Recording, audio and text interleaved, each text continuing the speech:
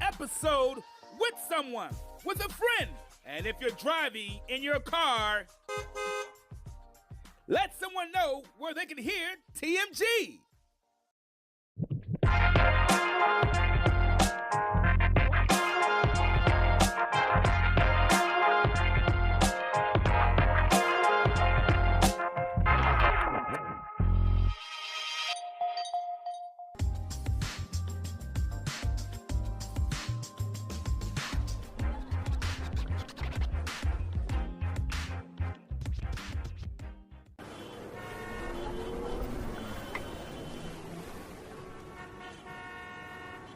It's time for a new episode of TMG. Hi, everybody. Welcome to TMG. I'm your host, Travis Patton Sr.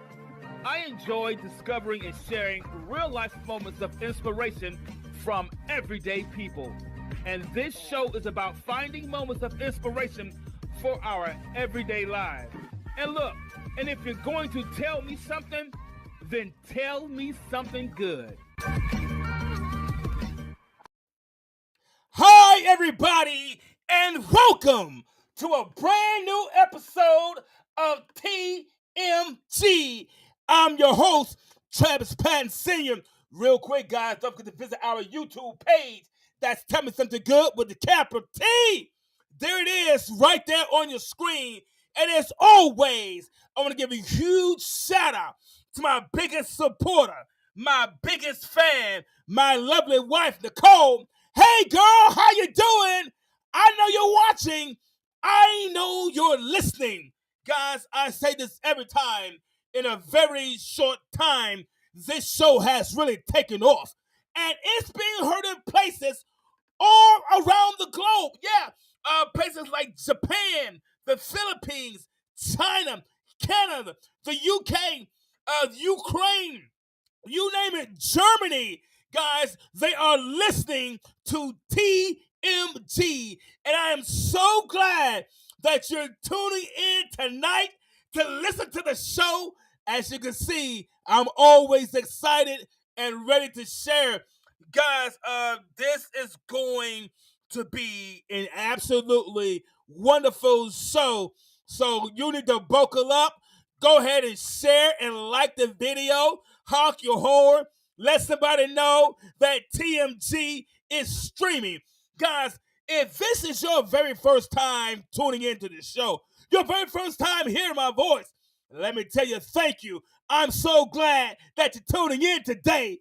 And maybe you found me by accident, or maybe somebody told you about the show. However you find it, I'm glad that you're here. I say, Travis, hold on, man. I've been listening to this show for 3 years, and I've been rocking with you. Thank you so much for your continued support. Thank you for everything that you're doing. Guys, this show has taken off, and it's really blowing my mind. It really is. Guys, I'm going to get some things out the way because then I want to jump back and get into the show. Now, everybody knows that this show is all about finding moments of inspiration with everyday people like you and with me. So if you have an inspiring story that you would like to share and maybe come onto the show, drop us an email. That's TELL me something 21 at gmail.com. And maybe you say, Travis, man, I know someone who has an inspiring story that the audience would love to hear, but I don't want to come on the show. Send us their information by email, and we'll reach out to them. And guess what? You can even remain anonymous. You don't have to come on the show. So there you go. Guys, I want to go ahead and play the information for our affiliate sponsors. Guys, we have a couple of really great affiliate sponsors, guys. I want you to go ahead and patronize them. The special link for our sponsors will be in the chat. Please visit them. It's Walmart, Fanatics, and Mint Mobile. That's right. They're part of T-Mobile, guys, as affiliate sponsors. Go ahead, use the links, save some money, get some stuff you need, and at the same time, you can help support the show. Let me go ahead and play the information, because when we come back, we getting diving into this show.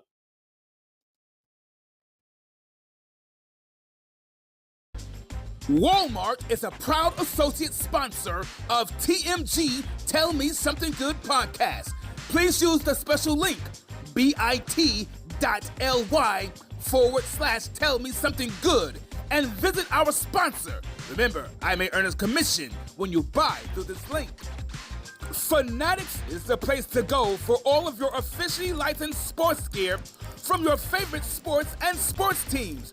Use the special link bit.ly/tell me something 21 and pay a visit to our sponsor today.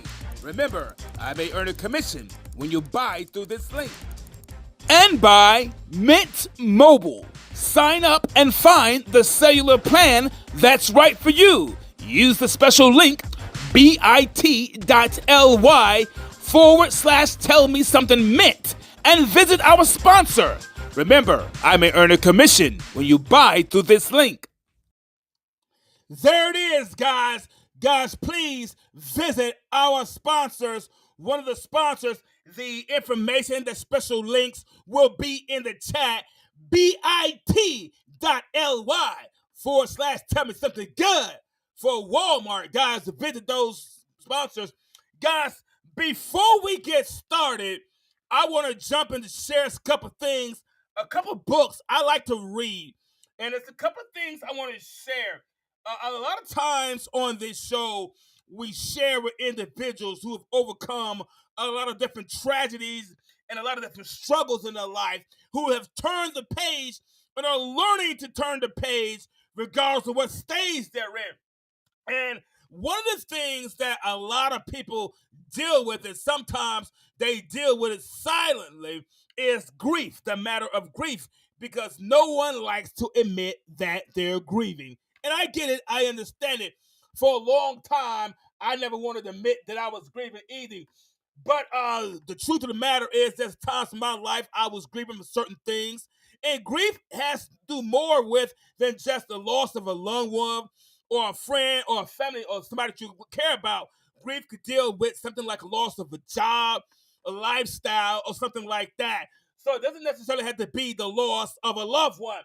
Guys, I got a couple of great books from great individuals that I'm reading, starting to read. The first book that I'm reading, let me get this out your way so you can see the name of the book. The very first book, guys, that I'm reading, the name of it is called Just Beyond Grief. Yeah, Just Beyond Grief. It is by my mentor, my teacher, Stephen A. Davis. The book is about how to turn the page on the other side of grief. A lot of times, grief will keep us on the same page, and that's not good. Another book, guys, that I want to share with you is by actually an individual who was a guest on this show, Barbara Leger. As you remember, Barbara suffered a tragic loss when her son took his life through grieving process. The name of the book that she has out now is brand new. It's called Talk to Me, I'm Grieving. And in this book, Leger's raw and piercingly authentic book resonates with anyone in any phase of the grieving process and provides navigation to those who never know what to say or how to support someone in crisis.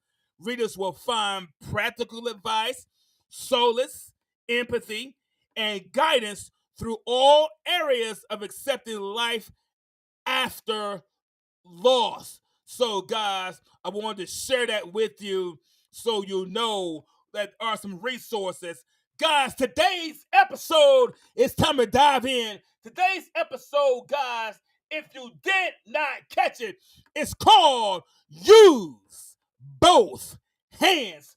And I know you're somewhere in the back of your mind wondering, where in the world is Travis going with this today?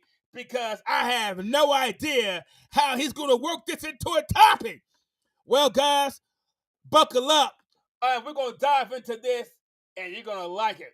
Guys, I was thinking about this topic, and I don't know what part of the world you are right now where you're listening to the show. I have no idea whether it's cold where you are, raining, what the weather is like where you are. But I do know right here in Birmingham, Alabama, it's hot. I mean, it could be 90 degrees, but the heat index is like 112.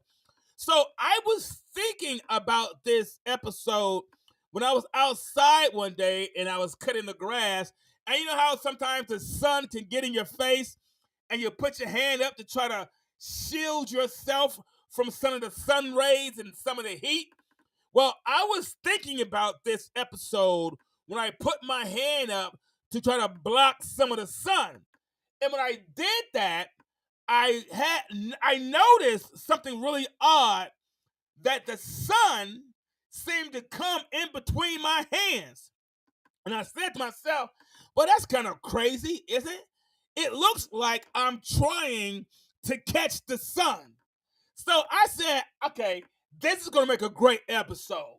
So, guys, I want to put up a picture real quick. I'm going to put up a picture, and it kind of looks like this. And I'm going to ask you guys a question. Have you ever tried to catch the sun? Oh, you know what I'm talking. Have you ever to try to catch the sun? What I mean is, when you look at this picture of someone's hands trying to catch a sun, you may say it's impossible. That this cannot be done. There's no way, no matter how much they try to grab it, no matter how strong that person's hands are, there's no way they'll be able to catch the sun. It's impossible. It can't be done. You might say, Travis, man, it's never been done before. I don't think that can be done. You might say it's something that has never been achieved, or something you've never seen or even experienced.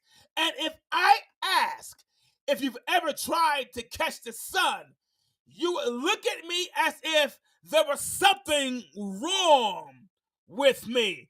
I know if I were to walk up to you, tap you on the shoulder, and say, hey man, have you ever tried to catch the sun?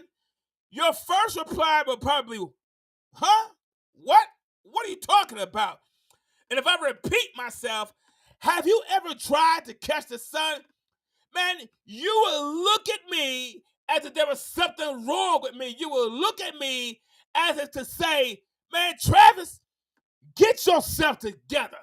But when I ask the question and you look at this picture and it looks like this person is trying to catch a sun, but when I ask the question, have you ever tried to catch the sun? I'm not asking about have you physically tried? I'm not asking about everything that you were physically able to do. I'm not just asking about any physical skills that you may have. So when I said, have you ever tried to catch the sun? I'm not asking about any physical skills or talents or gifts that anyone may have. When I'm asking, have you ever tried to catch the sun? I'm asking, has there ever been a time when you didn't physically possess all the skills and talents and gifts that may have been required, but somehow you were able to achieve what others view as impossibilities? Yeah. When I'm asking, have you ever tried to catch the sun? I'm asking, has there ever been times, and we know catching the sun is a physical impossibility, But when I'm asking, have you ever tried to catch the sun? I'm not asking about all your physical traits and all your talents and things that you've been trained in gifts.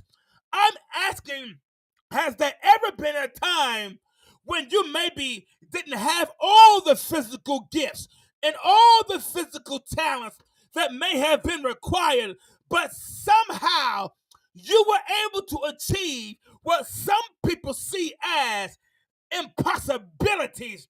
You didn't have all the gifts, you didn't have all the training, you didn't have all the degrees and all the letters behind your name, but somehow you were able to catch the sun and do something impossible. Do something that someone in your family has never done before. Do something that someone with your background and with you come from where you came from has never done before. Have you ever tried to catch the sun? Let me kind of give you an example when we're talking about achieving the impossibility, when we're talking about turning things around. When I ask, oh, have you ever tried to catch the sun? Have you ever tried to turn around something that somebody said couldn't be turned around? Let me give you an example. If you ask someone who is maybe a former drug addict who was able to change their life when things didn't look so promising for them, and even when most people counted them out, if you ask them if the impossible was able, if you ask them if it's possible to achieve the impossible, they would tell you the impossible can be done. If you ask a single parent who has to raise their kids with no help, with no support, while sometimes working 2 jobs to provide for their family, they would tell you that they do the impossible every day. What I'm talking about is, have the odds ever been stacked against you? Have you ever had a situation where the odds just weren't in your favor? You didn't know how it was going to happen. You didn't see no way out, but somehow you were able to catch the sun and do the impossible. Have you ever faced an impossibility in your life? If you have ever had to face an impossibility in your life, if you're driving right now in your car, go ahead and put your hands up and say me too. Thank you everybody for joining in, for streaming. If you're watching the stream, and if you've ever had to face the impossible, go ahead and put it in chat if you're not scared and say, yeah, me too. I've been there. I've had to face the impossible a lot of times. Listen, I know I'm very positive. I try to keep a positive attitude. But let me tell you, man, I've had to face some impossibilities in my life. Yeah, I've had to learn to catch the sun. So what I want to know is, has there ever been times where you had to face an impossibility in your life?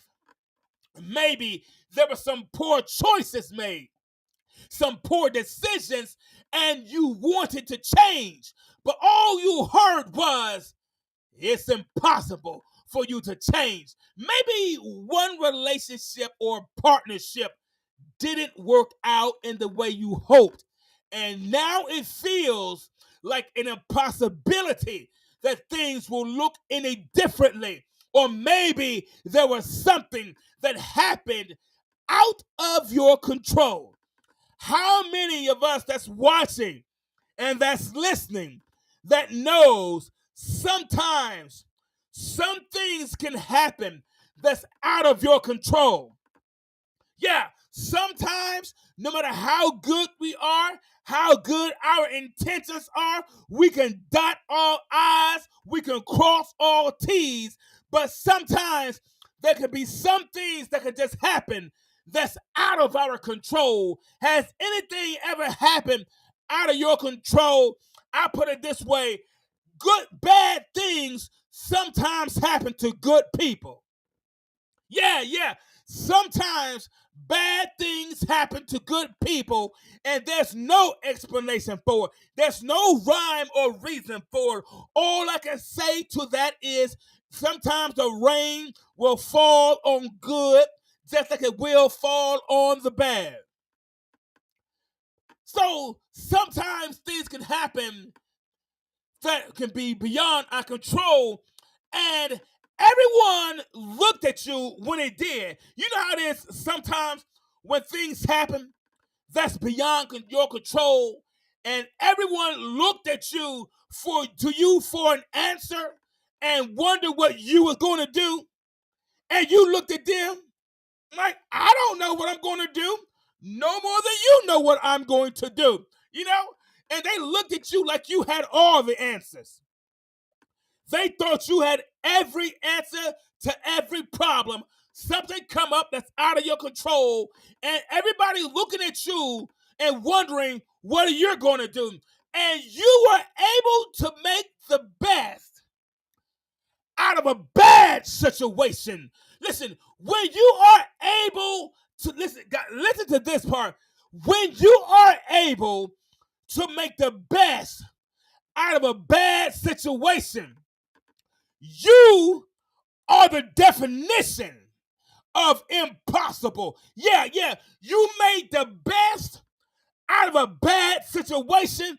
And I know that there are some people listening right now, whether you're watching me online or you're driving in your car or maybe you're at home, and you know that there's sometimes you just had to make the best out of a bad situation.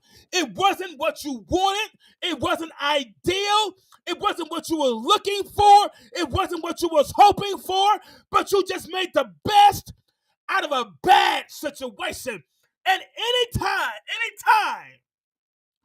that you're able to make the best out of a bad situation, you are the definition of what is impossible. Yeah. So to all the impossible people, yeah, you're the definition of what's impossible. So to all the impossible people that's listening, give yourself a hand clap. To all the impossible people that's listening, pat yourself on the back, because you are the definition of what impossible is. Yeah, the odds were stacked up against you, but you made the best out of a bad situation. Nobody wanted to support you. Nobody gave you a chance. Listen, as a matter of fact, the chance that you had to give it to yourself. You are the definition of what's impossible. Give yourself a hand clap. Give yourself a pat on the back, because you are the definition of what impossible is. Yeah. Pause right there for a minute to give yourself a hand clap. Pause right there for a minute and give yourself an applause. Pause right there for a minute and tell yourself, oh, you got this. Pause right there for a minute and celebrate yourself for making the best out of a bad situation. Yeah. Listen, let me ask you, where are all the impossible people? I know that there's some impossible people listening to this show. I know that there are some impossible people watching. Listen, if you know that you had to beat the odds on some things and you didn't have all the physical skills and talents and support like someone else may have had, but you're turning things around anyhow. Put it in the chat and begin to say to yourself, I'm impossible. Yeah, wherever you are right now, give yourself some love. Show yourself some love. Begin to say it. I'm impossible. Yeah. If impossible was a person, it would be you. If impossible had a picture in the dictionary, it would be your picture there. Because listen, you were able to turn some things around when you didn't have support, when you didn't have people in your corner. You are the definition of what impossible is. All the impossible people that's listening, that's watching, give yourself a hand clap. Put it in chat. I'm impossible. That's all right. Let them know when you go to work next day. I did this because I'm impossible. I made it because I'm impossible. You might not fit the mold of what they were looking for, but you know how to get some things done.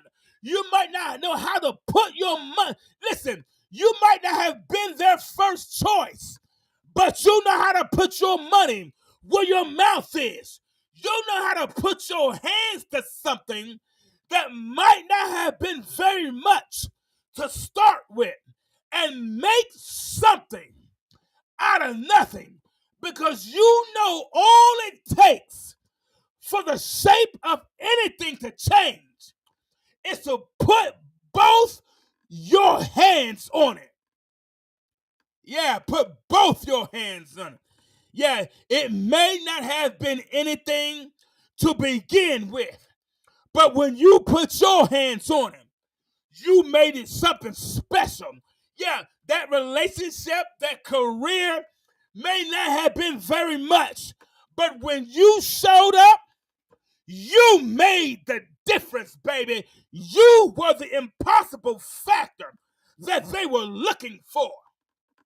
Guys, listen, everybody, if you've been listening to the show for a while, you know that I am a huge fan and I love a good story. I do, guys. I am not kidding you. I love a good story. I really do. I like the plot twist and the turns, and I like how the story can change based on anything that can happen. So, as you know, I love a good story, guys. I want to share a couple with you real quick, guys. There are some things in life. There are some things that we cannot approach casually, that we cannot approach in the way that we did everything else. Sometimes there's just some things we cannot approach casually. There are some things, guys, we cannot approach the same way our parents did or the same way our culture may have taught us. There are some things that you have to run at.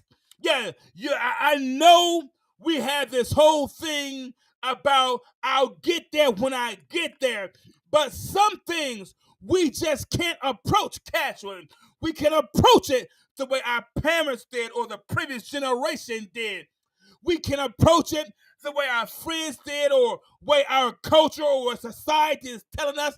There are some things you have to run at. We cannot run from everything all our lives and expect to see something different. We cannot run from everything all our lives and expect things to change. If we are to be honest with ourselves, the only things that will not change about us are the things that we do not give permission to change about us. So there will be some things that we will have to run at. Run at it even if you're scared. Run at it, even if you're unsure. Run at it, even if you're not certain of the outcome. Because life does not provide guarantees for everything. Life does not provide certainties for everything. So run at it anyway. Listen, we just got to a point where we make up our minds whether people are talking about you or not. Run at it. Whether you're sure of yourself or not, run at it. If nobody else in your family achieved it, run at it. I know they said that you're going to be just like everybody else in your family, and you decide that you want to do something differently. You decide you want to change. In the midst and in the audience of all the naysayers and negative people, run at it. Guys, I want to share a story with you. I'm going to share a quick story. Now, it's a story I heard when I was a little boy, right? It's a story I heard when I was a little boy, and it's from the Bible. Now, I remember reading a story about this young boy whose name was David. His name was David. Now, regardless of what you think about him or the story, or regardless of whether you believe the story or not, I'm going to share this story for the context of the story because it's great for the point that we're making about running at something. So, this is a story about this guy named David. Young guy named David. Young guy.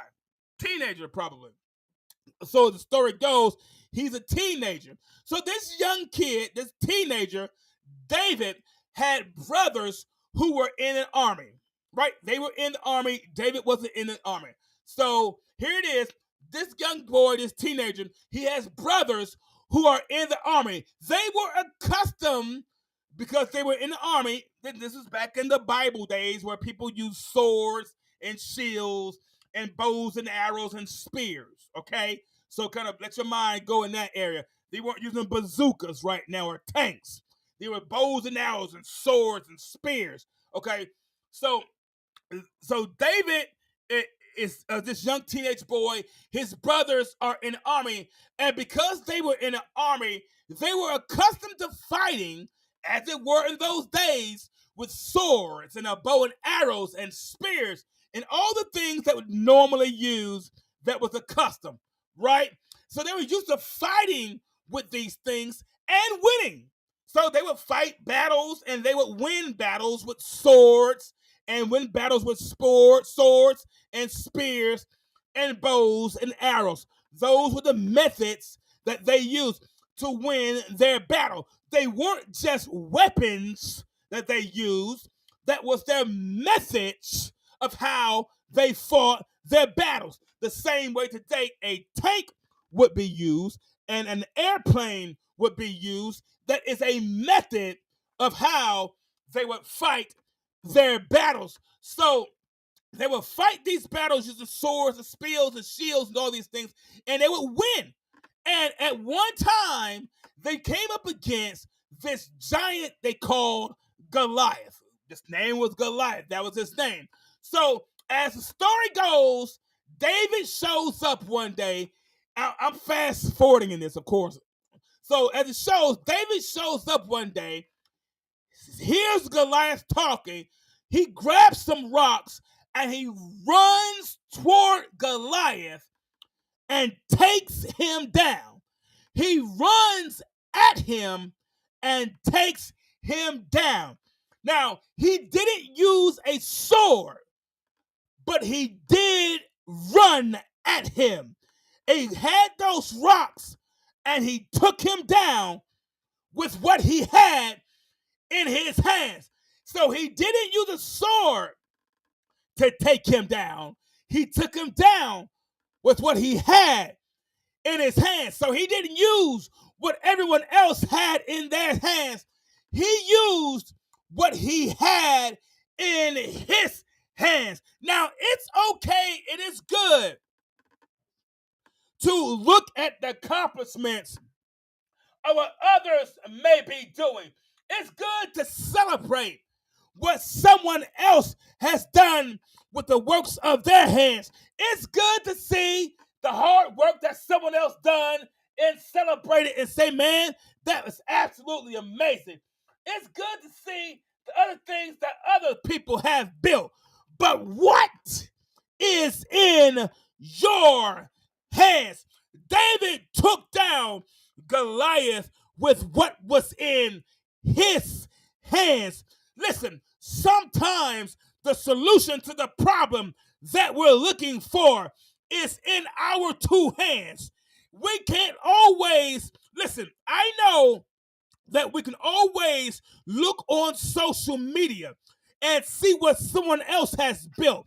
I know that we can turn on the television and look in the movies and see what someone else has accomplished. But what is in your two hands? I know you may be saying, Travis, man, I didn't finish school. I didn't graduate college. I didn't graduate high school. I only went so far. But look around and see what's in your two hands. Look around and see what's in your two hands. You may say, Travis, man, I'm retired. The best years of my life are behind me. I beg to differ. What's in your two hands? The solution to what you're looking for is in your two hands. And even though David's brothers were in the army, his brothers were in the army, he was not. He came to visit. He was not in the army. So even though David's brothers was in the army, he was not. Right? And so even though they were in the army and he was not, and they had been in the army for a while, he did not make himself known, and he did not make himself or build himself off of their name. People in the army already knew them. People in the army already knew their first name. He did not try to build himself off of what their name was. He made it off his own name and what was in his two hands. Listen, it's good to recognize and to stand on the shoulders and recognize those who came before us and to acknowledge those who paved the way for us. But there's going to come a time you're going to have to run at it even if no one is applauding you. And even if you have, listen, and even if you have to use different methods and strategies. Listen, I told you the sword, the spear, the shield, they weren't just weapons. There was methods and strategies. So David came with some rocks. He came with a different method and strategy. So maybe we're frustrated because we're trying to use the same methods that somebody else did. Listen, you're going to have to run at this thing, and you're going to have to use what's in your two hands. You're going to have to run at it if nobody wants you to. You're going to have to run at it if you're the only one doing it. You're going to have to run at it if you're scared, silly. Run at it. You might have to use some different methods and strategies. Listen, I'm going to ask a question, and I know there's people that's watching and people that's listening all around the world who has made up their mind that they are going to run at some stuff. I'm not going to walk casually at life anymore. I cannot afford to approach life with a casual way. I'm going to run at it. If nobody is supporting me, I'm running at it. If you don't even know how to get started, run at it anyhow. I want to know who's listening right now. Put it in chat. Who has made up their minds? Who's listening on your job, driving your car? Who has made up their minds that they're going to run at some stuff? Listen, where are my runners at? Yeah, where are my runners who says I'm not walking at this anymore? I've missed too much by being too casual. I'm not going to walk. I may have been retired, but that doesn't mean my life is over. Where are my runners at? Are there any runners in the house? Where are my runners who says I'm going to run at it? I'm going to run at this thing this time. I'm not going to walk at it casually and just hope it works out for me. Where are the runners at who's made up their mind? I'm going to run at it. I might run at it as a single mother, but I'm running. I might run at it and didn't finish all of school, but I'm running. I might look differently than anyone else, but I'm running. You ought to put that in chat. Listen, you know that I'm a firm believer in positive confession. When you wake up in the morning, throughout your day, you ought to just say, I'm a runner. I'm a runner. They might want to ask you, what you mean that you're a runner? You don't worry about it. Stick around me long enough and you'll find out. I'm a runner. You ought to put it in chat. I'm a runner. Yeah, I'm a runner. Yeah, I'm a runner. I'm no longer going to walk casually through life anymore. I'm a runner. I got to run at this thing. I got to run at it. I might be a single mom, but I'm running at it. You might be retired, but I'm running at it. You may be 80 years old, but I'm going to run at it. Sometimes, guys, sometimes we tend to think that if we don't get something, if things don't happen for us, and if we don't get it the same way someone else did, we tend to think then that something must be wrong with us. Yeah, we tend to think sometimes if it doesn't happen for us the way it happened for them, then something must be wrong with us. Our minds first say, I am the problem. I'm the reason I can't change. I'm the reason I can't do better. We always place that blame on ourselves.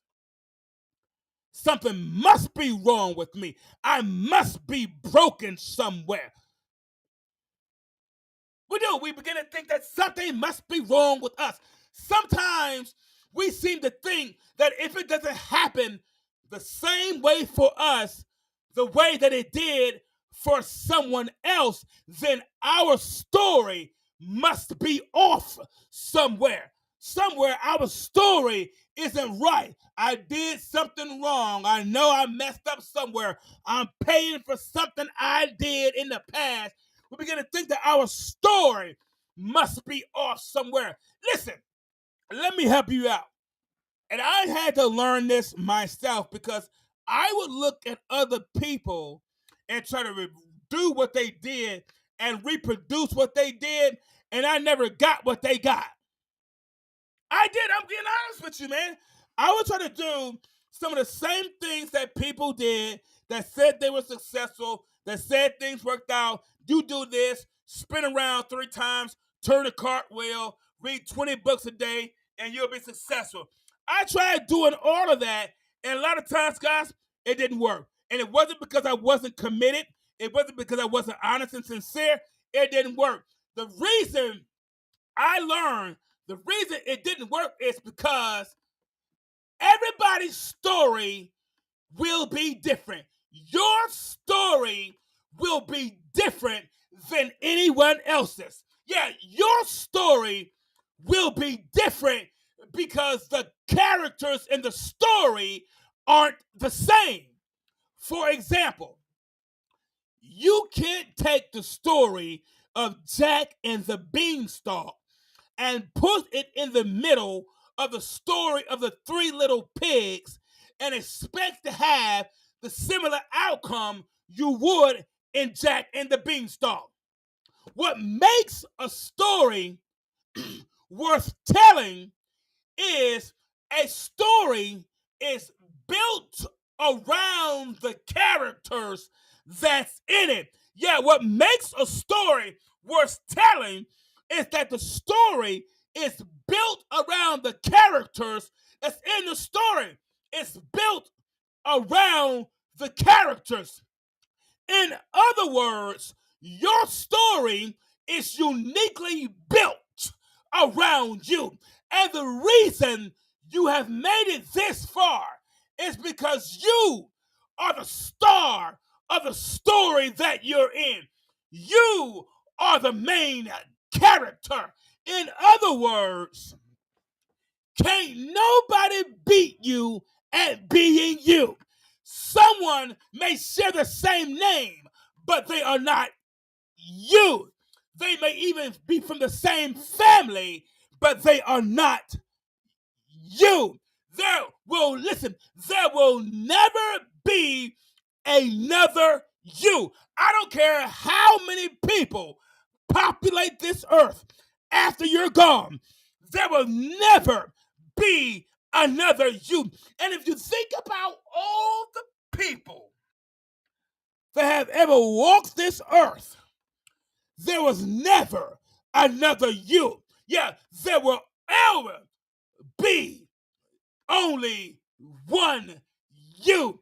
There will never be another you. So because there's only one you, because there will never be another you, you are unique. Yeah, you are unique. So because there is only one you, yeah, everyone has to be careful how they handle you. Yeah, they can't handle you like an everyday commodity because you're unique. There is no other one like you. There is no other you. You go into any store and they tell you, and you see this item and you pick it up and they say, hey, that is an original. That is a one of a kind. There is nothing else like that was ever made. Don't you know that there was nothing else like you that was ever made? You are unique. I don't care what was made after you. Nothing was ever made like you. And if you ever go to a store and you pick up an item and they tell you that item is unique. There's only one item like that. And they'll tell you, please be careful how you handle that. You can't handle that like you're handling an ordinary commodity because it's unique. So everyone has to be careful how they handle you. Even you have to be careful how you handle yourself because there is no other you because you are one of a kind. You are a designer's original. You are a masterpiece, a work of art. And the only reason you had to deal with as many critics as you have is because only a masterpiece will draw the attention of art critics. You can't be a masterpiece and not draw the attention of art critics. Even if the critic is ourselves, you are a masterpiece. Yeah, I know they said you was strange. They said you was weird. But the truth of the matter is, baby, you are a masterpiece. I know they tried to dumb it down and tried to say nobody likes you, but the problem is not that nobody likes you. is that they can't appreciate the masterpiece that you are. You are a masterpiece. Guys, listen. It is August, and it is almost football season is upon us. And I'm so glad, man. My wife and I are glad. We are football fans. We are. I kid you not, guys. We are football fans. We even have a flag that we put out front of the house, and our two favorite teams are on the flag. On the top is my favorite team. On the bottom is her favorite team. So we enjoy football season, whether it's college football, NFL. We're so hyped. We're ready for it. We're enjoying the preseason games that's playing. So I enjoy watching the game of football. I do. I really do. Because it's exciting. It's physical. And it's fun to cheer on our favorite team.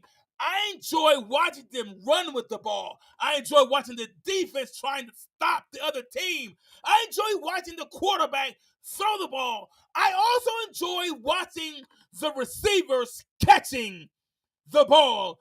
And over the years of watching the game, and I've watched a lot of football, guys, and over the years of watching the games, there have been some spectacular and amazing catches that make you go like, wow, that's unbelievable. How in the world did they catch that? How did they pull that off? So over the years, there have been some amazing catches, spectacular catches, some unforgettable one-handed catches. Man, I remember there was a game I was watching. It was a college football game, and everybody was excited. If you ever watched a college football game, then you know what I'm talking about. The game is just hype. It's just full of energy. It's just excitement from the moment the game starts to the moment the game ends. I mean, it was a huge rivalry game. The fans in the stadium cheering at the top of their lungs. The sound was deafening. Listen, the sound was so deafening, the quarterback could barely hear. The quarterback on one team threw the ball to one of their receivers on his team. So he went back and he throws the ball to one of the receivers, right? And the receiver went up and ended up making a spectacular one-handed catch. Man, it was crazy. I remember watching him. I'm jumping up and down on the couch, screaming like, can you believe it? And it was an amazing catch. I mean, the receiver got up. The crowd went wild. They were screaming. The receiver got up. The receiver was all excited. It was high-fiving everybody, going to the sideline. Everybody was patting him on the back. Everybody was saying, great job. They was patting him all on the helmet. The announcers were going crazy. They said, oh, man, this is a highlight reel. They'll never forget about this. Everybody was excited. But when the receiver made it to the sideline, the head coach didn't share the same enthusiasm that everyone else did. The head coach didn't seem to share the same enthusiasm that everyone else did. I mean, everybody was excited, and he goes to the head coach. But when the receiver made it to the sideline, the head coach could be seen speaking to the receiver. And after the game, during the press conference, when they're talking to the reporters, you know how the reporters asking them questions. After the game, the reporters asked the coach, what was it that he said to the receiver during the game? And the coach replied, I told him that was a good catch. He said, but I also told him next time, try to use both hands. The coach went on to elaborate on his comments. He said it was a nice catch. He gave him his props. He gave him his credit. He said it was a nice catch. It was a good catch. And I understand all he could use was one hand at the time. But it was also a lucky catch. And when the game is on the line, it's better to use both hands. Not only was the game on the line, but their hopes of moving further in the playoffs were on the line. Their hopes of a championship were also on the line. And isn't it's funny how the crowd and the reporters and the spectators and those on the sideline, all they saw was the ball in one hand. But the coach stated he saw their future in that one hand. He saw their playoffs hopes in that one hand. He saw their season and their hard work in that one hand. And the coach finished by saying they had put too much into the season to only rely on one-handed catches. And a one-handed catch will help you move the ball, and it will help you gain the yards that you need, and it can help you score.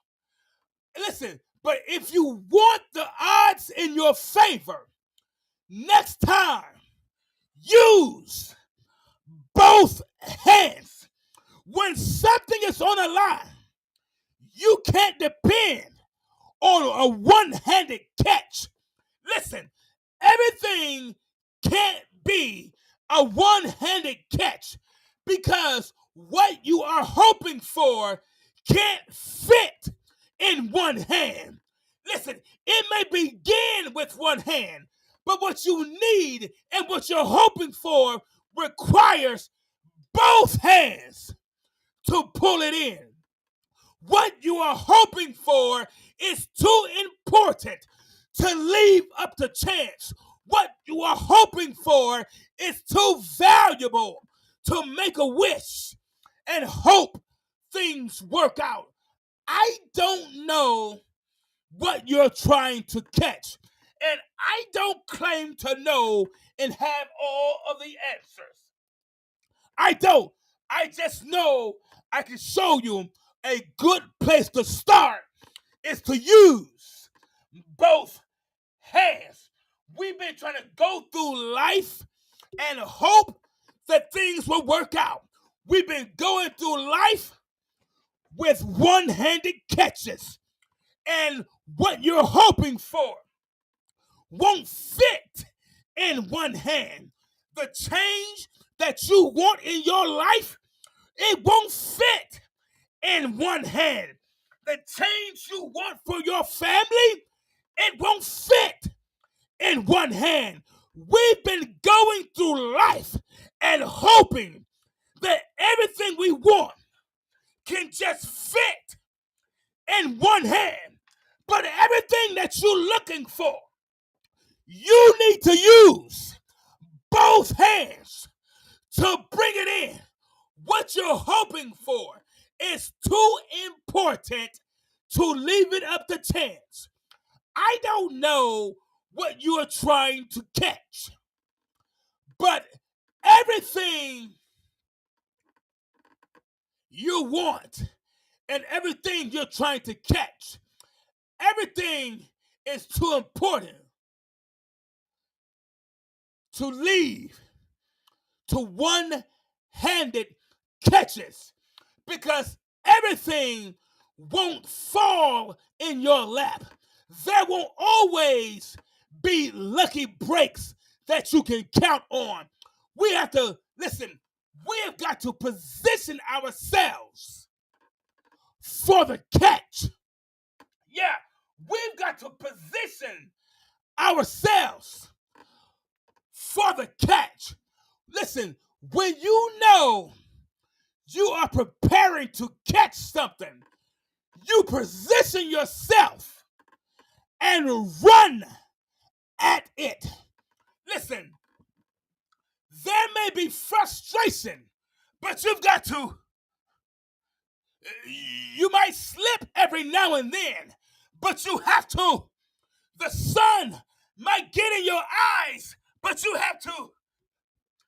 There might be haters and frustration and negativity and those wishing you would miss it, but you still have to use both hands. Listen, you've got to move forward. You've got to move toward whatever it is you're trying to catch. Listen, you see, everything up to this point has just been practice. Yeah, everything up to this point has just been practice. I know it was hard. I know you thought it was tough. I know you wanted to quit, but it was just practice. Now it's time to reach out for everything that you've been practicing for. Yeah, now's the time to reach out for everything that you've been practicing for. It's too much for one hand. It's too much to leave up to chance. And a one-handed catch is good.